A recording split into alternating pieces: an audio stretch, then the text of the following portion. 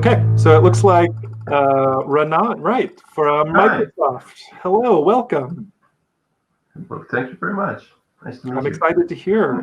Babylon was one of the projects that we definitely wanted to have on today because it's forming the foundation of so many great projects. So I'm looking forward to hearing what you have to say.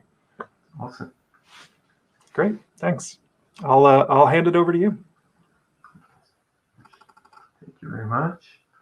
And I'm sharing. Okay. Hello, everyone. My name is Raanan. I am a software developer working at Microsoft, and my main focus is BabylonJS and Webxr and Babylon Gs. I'm here to present BabylonJS very quickly and the Webxr integration in BabylonJS, see a few demos, and have your questions at the end. It would be wonderful to have any questions that you want to present. So a bit about BabylonJS. What is BabylonJS? First, BabylonJS is an advanced 100% open source, fully featured web graphics and rendering engine built in Typescript, of course, working in JavaScript as well. A bit about BabylonJS mission and what leads us when we are developing new features for BabylonJS. First, our mission is to build one of the most powerful, beautiful, simple, and open rendering platforms in the world. First, powerful. BabylonJS has advanced technical capabilities, very high performance, a rich API that allows the developer to build very highly performing experiences. Second, beautiful. We have advanced shaders, custom shaders, industry-leading GLTF support, advanced lighting environment, shadows, reflection, everything is integrated in the framework. Simple is very important for us. We want everything to be as simple as possible for the developer, to allow the developer to create simply the best experience they can. We have an advanced toolset of editors, inspectors that allow the developer to debug the scene, to understand what's going on inside.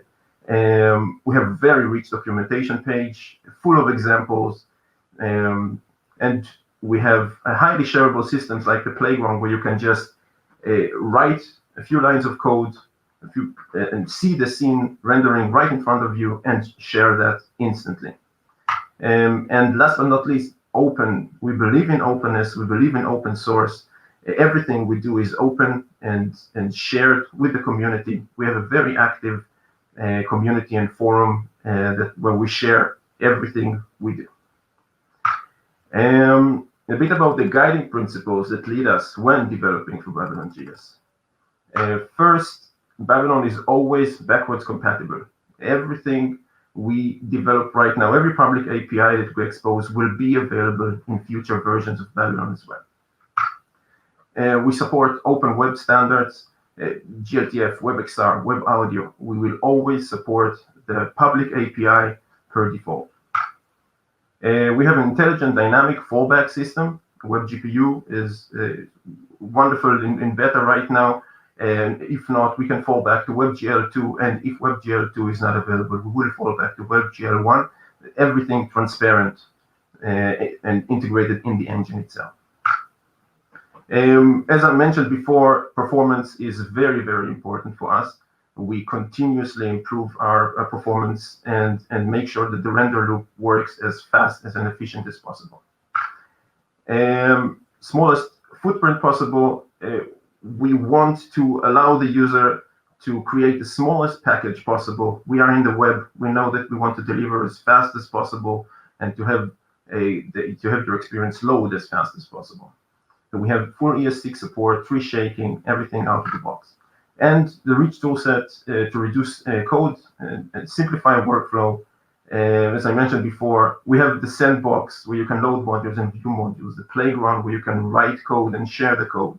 And we have an inspector that allows you to see the scene graph and analyze your scene, and Spectre that allows you to analyze GL frame, everything integrated in the framework itself. We don't know how many people use BabylonJS, since BabylonJS is open source. Those are just a few of the companies or products that use BabylonJS in production. Now a bit about Webxr and BabylonJS and what leads us when we're developing Webxr features for BabylonJS. First, it has to be simple. We believe in simplicity and believe that every developer, if advanced or not, should be able to write a few lines of code and have Webxr integrated in their BabylonJS experience. The second, leading from simple, is extensible. Even if it's simple, we want to allow the user to be able to change the defaults, to fully customize the solution. Third, we believe, as I said earlier, in open source, and we want to stay always compliant with the specs. And leading to that is the fact that we also want to evolve with the specs. The specs is in draft mode. We know that we want to continuously evolve the framework together with the Webxr specs. The fifth guiding principle is that we want to be fully integrated with other BabylonJS components. So everything that's working in the desktop should work out of the box in Webxr as well. When we implemented Webxr, when we started, we had a few concepts that we wanted to introduce to simplify and to help the user write their experiences. The first thing, every XR type gets a corresponding Babylon type. So the session manager controls the session. We have a class for input sources. We have a class for controllers. Everything has a corresponding BabylonJS type that also exposes the native XR object under the hood. So if you want to dive in and use XR natively, you can still do that. The second is the feature manager with versioning. The idea here is to have some form of a plugin manager for features, for Webxr features. The Webxr specs continuously change and the feature as well. The best example is the hit test that changed the API just a few months ago and changed completely the API. We didn't want to stop supporting the old API because some older browsers still supported it. So we just created a new version of the feature and exposed that as version 2 of the BabylonJS hit test feature. And the developer was able to just choose whether he wants version 1, the older browsers, or version 2, the newer ones. The third, we developed an XR experience helper. So you are able to get everything you need to get started with one single line of code. Right out of the box, with a single line of code, you get teleportation, the ability to move around in the scene with hotspot support. You can define your floor meshes. You can define certain blockers that you cannot teleport through. The second is an enter-exit UI, an HTML element that allows you to enter and exit the XR session, a pointer system support, controller support, and hand support, and physics support for both of those, controller and hands, and the headset as well. In Babylon, we believe in multi-device and cross-device support, and we believe that you should write a single code base for all devices as simple as possible. And when I'm saying devices, I mean desktop, mobile, VR, AR. We want to allow the users to just write once and reuse wherever possible. The best example for that is the pointer system. We know the pointers from mouse, from touch, and the pointer events that the browser exposes. We use them to interact with all of the Babylon components. And what we did was also expose the pointer system to Webxr. So you are able to interact the same way you would interact with a mouse with XR support. And leading from that is transparent input support. So when we implemented the pointer system, we also implemented the same system for gaze mode, for touch mode, for controllers, for the hands. So you need to write once, and it will work on all of those devices. We continuously test all of our code on as many devices and many browsers that we can. I personally have a Quest, Rift, a Windows MR. I'm testing on HoloLens. I'm testing on mobiles, just to be sure that every code we write will work on all of those devices in the same way. A bit about AR support in BabylonJS. We implement the features as they come. We have plane detection support, heat testing, anchors, image tracking, newly introduced the DOM overlay that can be used for UIs. And we have a Babylon feature that we call the background mesh remover that allows you to define meshes that will be removed when you enter the AR session and will be displayed again when you exit. Best example is if you want to have an exhibition on your mobile and have a nice background, but when you enter AR, you want to show just a single product. So you will define all of the other meshes to be removed by the background mesh remover, and when you exit the AR session, they will be back, and they will be back in. A bit about our future plans. The first thing, XR layers, which is a wonderful feature supporting the Oculus browser that we're planning on integrating for 5.0, the next version of BabylonJS. The second thing is smooth movement using controllers in XR. So you will be able to walk around in your scene. Right now, we only support teleportation. You will be able to define colliders as well and not walk through walls using just like the first-person camera in BabylonJS. Third, light estimation, which is a wonderful AR feature that makes the scene much more realistic in AR. And touchable elements, we are working right now. It's in draft mode. You can see that on GitHub. You will be able to interact with objects using touch, using your hands. You'll be able to press, you will be able to grab, and not only using the raise. And if you want to see our XR roadmap, just watch our GitHub repository. We tag every XR ticket issue with XR, VR, and AR. So you can see exactly what we're planning for 5.0. I'm going to jump into code and demos. I'm not going to enter XR because I don't want to change context. Every code example has a link. It's a playground, and you can just enter and try it yourself in any device, any XR device that supports this. The first is a goalkeeper training. The idea here was to show the physics support for the controllers. The code I'm showing here to the right is the XR specific code.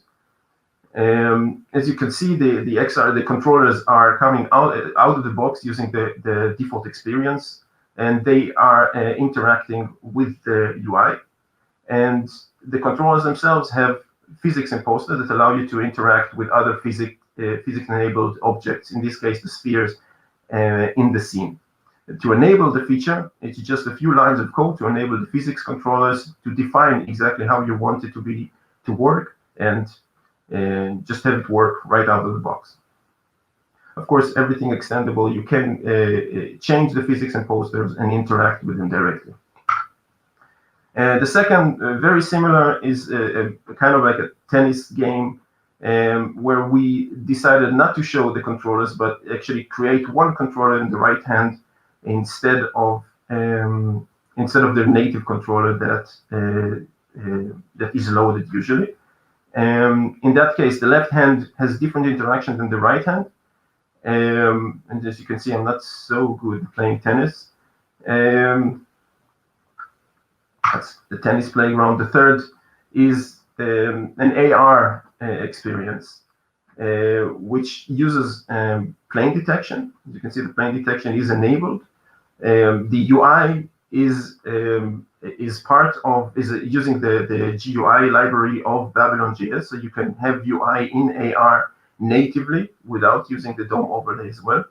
In that case, you can interact with the meshes. You can decide what meshes will be used, what planes will be used in this experience. And as you can see, the mesh will be projected on those, and you are also able to interact with the meshes in the scene using the pointer system. Another example we created for the last Babylon release was to show the full capabilities of Webxr. We call it savable, and the idea is to have two controllers instead of the native controllers that are able, you will soon see the spheres that they are able to interact with. The game is just to control those spheres, to grab them, to throw them, and to show the entire capabilities, including physics, including control, including special shaders custom shaders that were created for this, for Webxr. A few other demos I want to show quickly. One is the hand demos. We have hand support. We have our own hand meshes. And those hands are also physics enabled if you wish, and you can interact with the objects in your scene. They have also the raise, so you can use the select gesture, the pointer system, to interact with the rest of the scene. The other one is image tracking, integrated natively in the framework. You can attach a mesh to an image, to the image position. You can interact with this mesh. You can interact with the UI as well. And the third is the physics playground, which allows you to do an open world where you can interact with every object inside. All of those examples are in our documentation page. If you go to our documentation page, you will be able to see the code and to understand how we developed that. Last but not least, I want to mention Frame VR, which just released a new version. So I'm not sure you can hear the audio. Just released a new version using BabylonJS.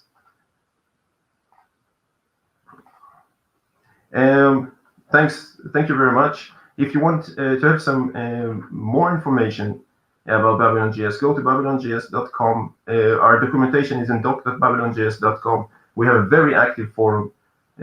Please join, ask any questions. I am there daily. The entire team is there daily. I'm also available on Discord and BabylonJS channel if you have any questions. Thanks a lot. Hello. Thank you so much. I appreciate, like I said, Babylon's one of the foundational pieces that I see more and more applications using. Obviously, Frame just announced a big rewrite on top of Babylon, so it's good to see people picking up that. And Julie, I think, has questions from Slido. Let's roll through some audience questions. Yeah, absolutely. And again, if anybody has any questions, we've only got a couple here, so we have a bit of time for Raanan to answer your questions. So the first one that came in is, are there any Webxr experiences built in BabylonJS you recommend people experience? And I saw that you had some in your presentation, so maybe we can dig those out and drop those links into the chat so people can go directly in there. Then the next one was, are you going to add any server-side support or maybe integrate with something like VR Space so we can just get the back end in a box? Which is funny because you were just talking about that a little bit, right? The boxed model. Hand it off. Here you go. Yeah, just do everything in a single box. Babylon has a null engine that can and a few engines that can render server-side. We don't support that. We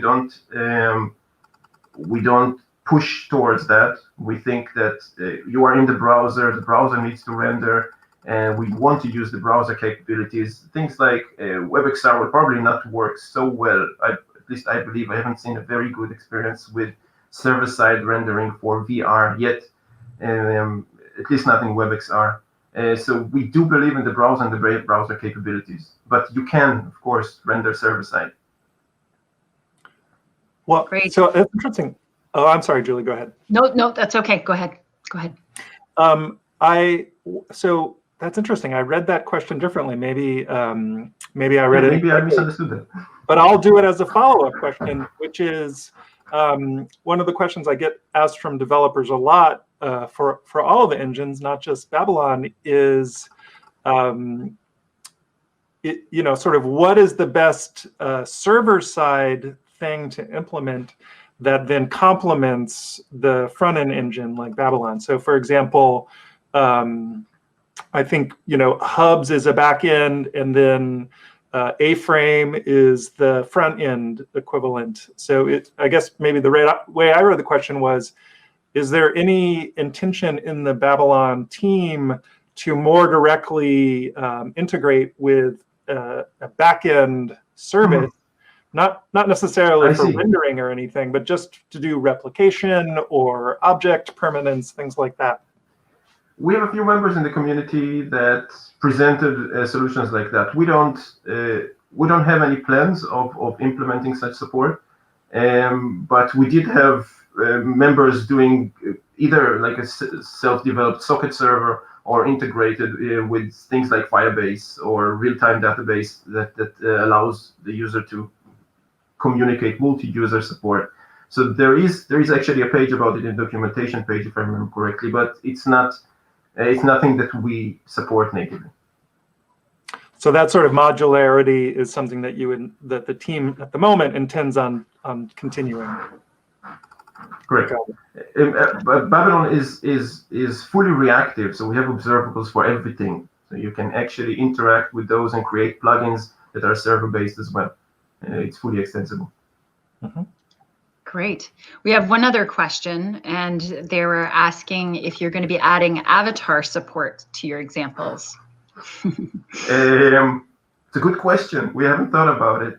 There is quite a lot of talk. I'm from Microsoft, but not because of that, about Microsoft Mesh and stuff like that. We don't have any direct plans of supporting that, mainly because they still don't support web. But probably when it does, then we'll see how we can what we can do to support something like that. That adds a whole level of complexity and expected realism, right? And that's something that you can't take a chance on. Is just, if there's an avatar that's half there that just doesn't even work, or if it's not speaking properly or moving properly, or the features are not coming together properly. So you've got to be really on top of being able to add avatars to Webxr experiences. That's for sure. Yeah. Mm-hmm. In that case, we prefer to let the developer do this kind of work, this kind of customization work, and provide them all of the tools that we can provide in order to simplify this process of creating that. Yeah, and I think seeing things like Ready Player Me, sort of a platform agnostic way for people to define their own digital bodies and provide those as resources to whatever platform allows that sort of integration. I think that's very webbish, right? That's it's amazing. It's an open and amazing to have. This is something the web has, and this is why I really enjoy working in this field. Mm-hmm. Julia, are there any more audience questions? I'm brimming with questions, but if there are more, go for it, Trevor. No, I think that's please go ahead. Great. One thing I've wondered about Babylon. Obviously you work within the context of Microsoft, which has, many different pathways for XR, and are, active in the Webxr community groups in writing the specs. But within your team, what are the sort of things that you need from the standards community, or you need from the wider development community to help you sort of take Babylon to the next step, to take it from where it is today to make it the excellent thing that I'm sure every member of your team has as a vision? Mm-hmm. First, something small. Babylon is developed by Microsoft employees, but it's not entirely a Microsoft product. So it's it started by Microsoft employee, but as a wonderful hobby project that turns into a wonderful monster that is the BabylonJS today. I believe that the one thing, I'm not missing that, but it would always be nice to be always informed in some form of a way of the changes that are coming, of the new things that are coming, and that's it's quite scattered at the moment. All of the drafts and all of the specs are quite scattered. I know that it's a one huge GitHub repository, not single repository, of many different repositories, but it's kind of hard to be always ahead of the game. And so it would be wonderful to have some form of a unified, I would say, changelog or something like that. It will allow us in the framework to always walk together with the specs and not always chase the specs. This is something that will help not only us, but our developers as well, our users as well. Yeah, that is not the first time I've heard that. It is definitely feedback that we need to take to heart. That's great. So another aspect of Babylon that I think is a little bit different than the other engines that I am familiar with anyway is the use of TypeScript. Mm-hmm. Have you found that is obviously there are technical reasons that make it helpful when building the engine itself, but when you have new developers come in as consumers of the library, are you finding that it's a barrier or a help, or sort of how does it fit into the web community when they land on Babylon? Mm-hmm. First, we fully support JavaScript straight out of the box, so you don't have to use TypeScript when developing for BabylonJS, using BabylonJS. We've been using TypeScript since 09 for the last 4 or 5 years, I believe. We love TypeScript. We think that it simplifies the development process enormously, and even things like Babel cannot simplify the process like TypeScript does. We encourage TypeScript, and all of our demos, the repository demos are usually written in TypeScript, but our playground is pure JavaScript.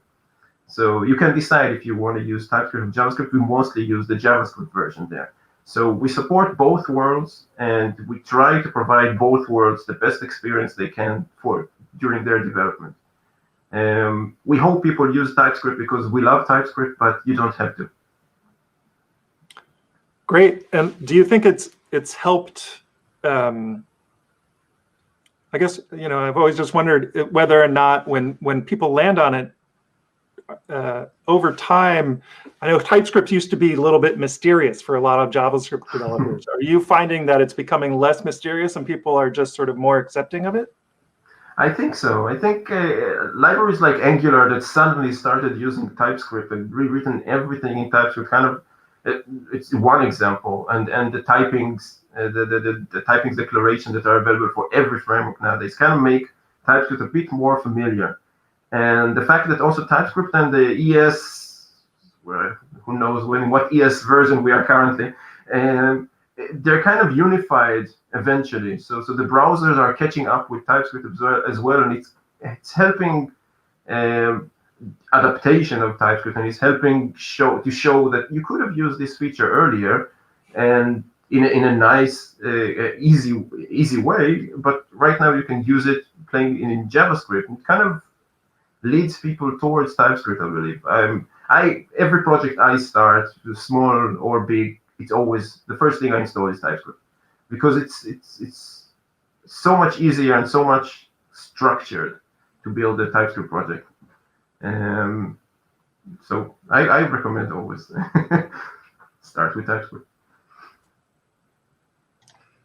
Great. Julie, I think we have, there's one question that didn't make Slido, but somebody's asking, is there a web stack you'd recommend for Babylon, like React or Babylon, etc.?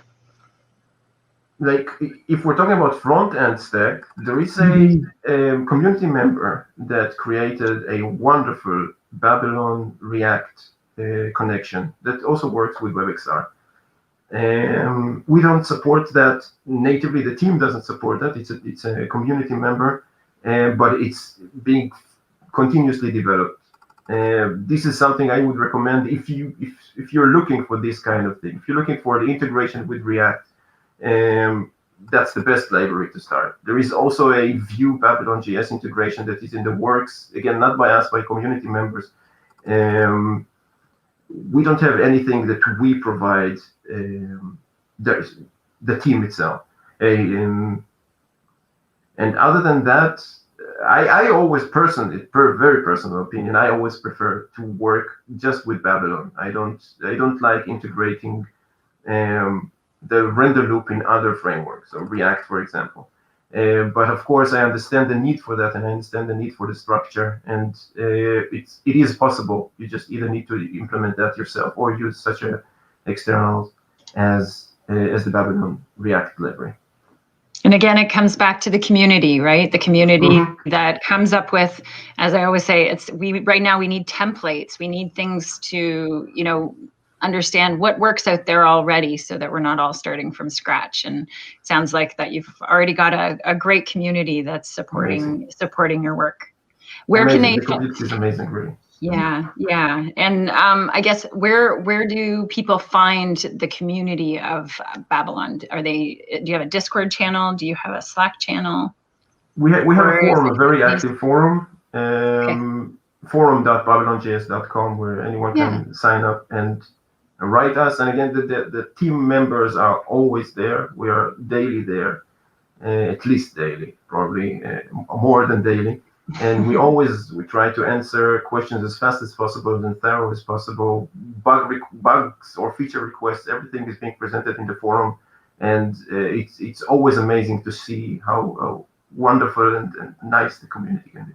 Mm-hmm. Absolutely. Well, that's a great way to end this segment, I think, isn't it, Trevor? Yes. Thank you. Another community driven as well. Thank you so much for joining us today and giving us your time and knowledge to share with the community. Thank you for inviting me. It was a pleasure. Mm-hmm. Mm-hmm.